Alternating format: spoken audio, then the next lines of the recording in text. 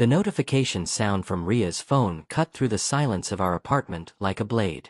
It was September 15th, and she was in the shower, her device lying face up on the nightstand, glowing with an incoming text. I wouldn't have looked, privacy was sacred between us, but the preview showed a name that made my blood freeze, Leo Ushvin. Everything's set for March. Can't wait for you to finally be free of him, babe. The cabin reservation is confirmed. March. Exactly 6 months away. 6 months of her pretending to love me while secretly planning our destruction with military precision. I screenshot the message before the screen went dark, my hands trembling with a rage so pure it felt like ice in my veins. 3 years together. 3 years of believing we were meant to be with each other. 3 years of her elaborate performance while she choreographed my heartbreak behind the scenes. The shower stopped running. I deleted the screenshot from her notifications and placed the phone exactly where I'd found it, then walked to the kit Ushvin with the mechanical precision of someone in shock. Morning, babe. Ria emerged 20 minutes later, hair still damp, wearing my old college sweatshirt that made her look innocent and sweet. The same girl who used to trace patterns on my chest while we talked about our future. The same girl who apparently had an expiration date tattooed on my forehead that only she could see. Coffee's ready, I said, not trusting my voice with more words. She wrapped her arms around my waist from behind, chin resting on my shoulder. You're tense. Is everything okay? Everything's set for March. Leo's words echoed in my skull. Just work stuff. Well, I have good news that might cheer you up. She spun me around, eyes bright with what I now recognized as practiced enthusiasm. Chloe invited us to her engagement party next weekend. I already RSVP'd yes for both of us. Chloe Donnelly, Ria's college roommate who'd never liked me. Another piece of the puzzle clicked into place. How many people were part of this conspiracy? How long had they been watching me stumble around like a fool, thinking I was loved? Sounds great, I lied. The next few days of late September passed in a haze of revelation and calculation. I watched Ria with new eyes, cataloging every gesture that now seemed hollow, every laugh that rang false. She was good, disturbingly good. If I hadn't seen that text, I might have proposed by Christmas like I'd been planning. The ring was already hidden in my sock drawer, a 2-carat solitaire that had cost me 3 months' salary. But Leo Ushvin. That name burned in my mind until I finally broke down and searched for him on social media. Harvard Law, 6'2", sharp jaw, and the kind of effortless confidence that comes from never doubting your place in the world. His latest Instagram post showed him rock climbing in Joshua Tree, muscles defined against desert stone. The caption read, "Some walls are worth the climb." I stared at that photo until my eyes burned. This was Ria's exit strategy. This was her upgrade. The plan crystallized slowly, like frost forming on a window. If Ria could orchestrate a breakup 6 months in advance, I could orchestrate something far more immediate and devastating. She wanted to control the narrative? Fine. But she'd underestimated who she was playing with. I started with Sloane Hoffman. Sloane worked in marketing at my company. Brilliant, beautiful, with auburn hair and green eyes that could stop traffic. We'd always had an easy friendship, the kind built on shared sarcasm and mutual respect. More importantly, she was recently single after her own relationship imploded when she discovered her boyfriend's double life. I need a favor, I told her over lunch at the bistro across from our office building. It's going to sound insane. Sloane raised an eyebrow, cutting into her salmon with surgical precision. Try me. I explained everything, the text, Leo, Ria's 6-month timeline. Sloane listened without interruption, her expression cycling through surprise, disgust, and finally, a slow smile that reminded me why she was so good at her job. You want me to be your fake girlfriend? I want you to help me give Ria a taste of her own medicine. She's been planning this breakup like a military operation. But what if the target suddenly became unavailable? What if she realized she might actually lose something valuable? Sloane leaned back in her chair, studying me with the intensity of someone solving a complex equation. This could backfire spectacularly. It could. But doing nothing guarantees I spend the next 6 months being slowly poisoned by someone I thought loved me. At least this way, I take back some control. And what happens when this is over? When you've made your point. I met her gaze steadily. Then I walk away with my dignity intact instead of being discarded like garbage on Ria's predetermined schedule. Sloane was quiet for a long moment, then extended her hand across the table. Okay, Elior. Let's burn her world down. By early October, the transformation began immediately. Sloane and I started having lunch together every day, lingering over conversations that looked intimate from across the restaurant. I began mentioning her casually to Ria, how Sloane had recommended a great book, how she'd helped me solve a work problem, how she'd made me laugh until my sides hurt. She sounds lovely, Ria said, but I caught the microscopic tightening around her eyes. Maybe I should meet her sometime. Maybe, I said, knowing that would never happen. Meanwhile, Sloane threw herself into the role with the dedication of a method actor. She texted me constantly, flirty messages that I made sure Ria could see when my phone lit up. We attended work events together, standing just close enough to suggest intimacy without crossing lines. Sloane would touch my arm when she laughed, lean in when she spoke, look at me with an expression that could be mistaken for adoration. The effect on Ria was immediate and intoxicating. The girl who'd been planning my disposal for months suddenly couldn't get enough of my attention. She started cooking elaborate dinners, suggesting weekend trips, talking about our future with a desperation that would have been touching if it weren't so obviously calculated. I love you, she said one night, the words carrying a weight they'd never had before. We were watching Netflix, her head on my shoulder, and I could feel the tension in her body like a wire about to snap. Love you too, I replied automatically, but the words tasted like ash. 2 weeks into October, deep into the Sloane experiment, Ria's mask began to slip. I found her going through my phone while I was in the bathroom, her face flushed with guilt when I caught her. I was just looking for the pizza place number, she stammered. It's under contacts. You were reading my texts. I wasn't. I was just, she broke off, frustration finally cracking her carefully maintained composure. Who is Sloane really, Elior?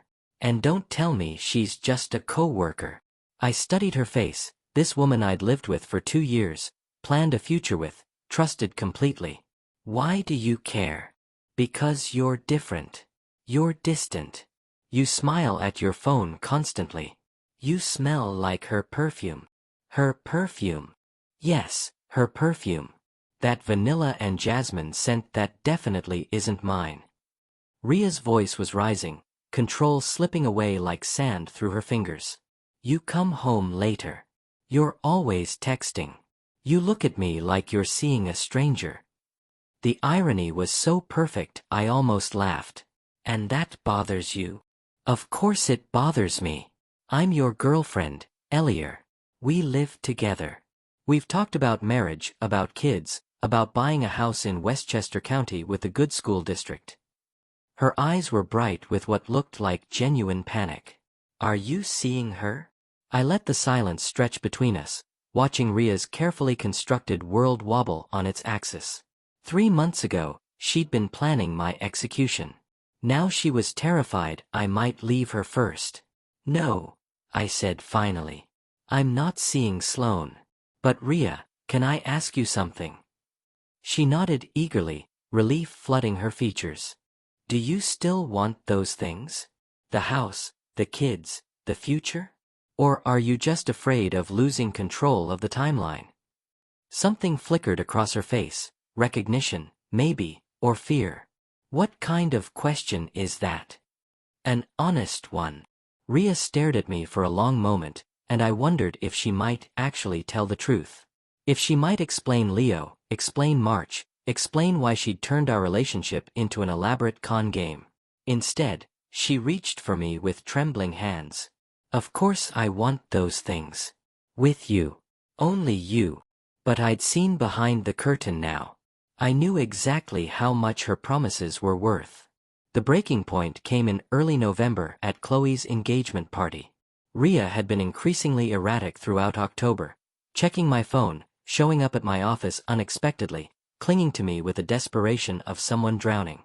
I'd maintained the Sloane fiction perfectly, letting Rhea's paranoia feed on itself while never giving her concrete evidence to act on. At the party, surrounded by happy couples and flowing wine, Rhea pulled me aside with barely contained hysteria.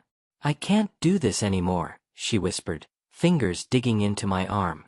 "I know something's happening with you and Sloane. I know you're planning to leave me." I looked down at her, this beautiful, brilliant woman who'd been methodically destroying me for months, and felt nothing but cold satisfaction. "Leave you?" I said quietly. "Rhea, why would I leave you when everything's going exactly according to plan?" Her face went white. "What plan?" I pulled out my phone and showed her the screenshot I'd taken that September morning. Leo's text. Her response. The cabin reservation. March circled in red on the calendar like a death sentence. Rhea's intake of breath was audible even over the party noise. When did you? 2 months ago. September 15th, to be exact. The same day you decided to start planning our breakup. I put the phone away, watching her world collapse in real time. Did you really think I wouldn't find out? Did you think you could just manipulate me like a puppet for 6 months until your scheduled disposal date? Elior, I can explain. Explain what? That you've been lying to my face for half a year while planning to run away with Leo Ushvin? That every "I love you" and every conversation about our future was just part of some sick game? Rhea's hands were shaking now, mascara starting to smudge as tears formed. It wasn't like that. It wasn't supposed to be like that. Then what was it supposed to be like, Rhea? Walk me through your master plan. Were you going to slowly pick fights with me until I broke up with you? Create some dramatic reason to leave? Or were you just going to disappear one day in March with a note on the Kit Ushvin counter? Leo and we weren't. She stopped, realizing that any explanation would only make things worse. And another thing, I pressed, the question that had been eating at me for 2 months finally spilling out. Why March? If you wanted out so badly, why wait 6 months? Why put us both through this charade? Rhea's face crumpled, and for a moment I saw something raw and honest break through her facade. Because of the lease, she whispered, the words barely audible over the party noise. Our lease doesn't end until March. And Leo's fellowship at the law firm starts in April. I needed somewhere to live until then, and I needed the financial stability. Your salary covers most of our expenses, and I've been saving money for the move to California. The admission hit me like a physical blow. Not only had she been planning to leave me, but she'd been using me as a convenient ATM and housing arrangement while she orchestrated her escape. So I was what? A placeholder? A human bank account with benefits until your real life could begin. It wasn't supposed to feel so calculating, she said, tears streaming now. But yes, that's exactly what it was. So, everything was fake. You weren't in love? Fake planning of the future and laughs about what an idiot I was. I kept my voice low, controlled, even as fury burned through every nerve. Do you know what the worst part is, Rhea? It's not that you wanted to leave. People fall out of love. Relationships end. The worst part is that you stole 2 months of my life already, and were planning to steal 4 more. 2 months where I could have been healing, moving on, finding someone who actually wanted to be with me. Instead, I was living in a lie so complete I almost proposed. Her sob was audible now. You were going to propose? Christmas. I had the ring picked out. 2 carats, solitaire setting, exactly what you said you wanted when we looked at engagement photos online. I smiled without warmth. Thank God I found out what kind of person you really are before I made that mistake. Rhea reached for me again, but I stepped back. Around us, the party continued, laughter and conversation and clinking glasses, while our relationship died its final death. Sloane isn't real, I said quietly. I mean, she's real, but we're not together. Never were. She's a friend who helped me give you a taste of your own medicine. How did it feel, Rhea? How did it feel to think you might lose something you took for granted? The realization hit her like a physical blow. You've been lying to me. For 6 weeks. You've been lying to me for 2 months, and planning it for who knows how long before that. I'd say we're not even close to even. Rhea wiped her eyes, leaving streaks of black makeup across her cheeks. What are you going to do now? I looked at her one last time, memorizing the face that had smiled at me while planning my destruction. I do nothing, but you're free, Rhea. 4 months early, but hey, I'm sure Leo won't mind moving up the timeline. I turned to walk away, but her voice stopped me. Elior, wait. I know I messed up, but we can fix this. We can work through it. I'll call Leo right now and tell him it's over. I'll do whatever it takes. I looked back over my shoulder. You know what the saddest part is? If you'd just been honest with me in September, if you'd told me you weren't happy, that you'd met someone else, that you wanted out, I would have been hurt, but I would have respected you for it. We could have ended things like adults. Instead, you turned our entire relationship into a performance. And now there's nothing left to save. Rhea called my name twice more as I walked away, but I didn't turn around. I had a life to rebuild and a future to reclaim, and for the first time in months, it belonged entirely to me. The next morning, I found her things gone and the apartment key on the kitchen counter. She'd finally gotten her exit, just not the way she'd planned it. And for the first time since that September morning when I'd seen Leo's text, I smiled and meant it.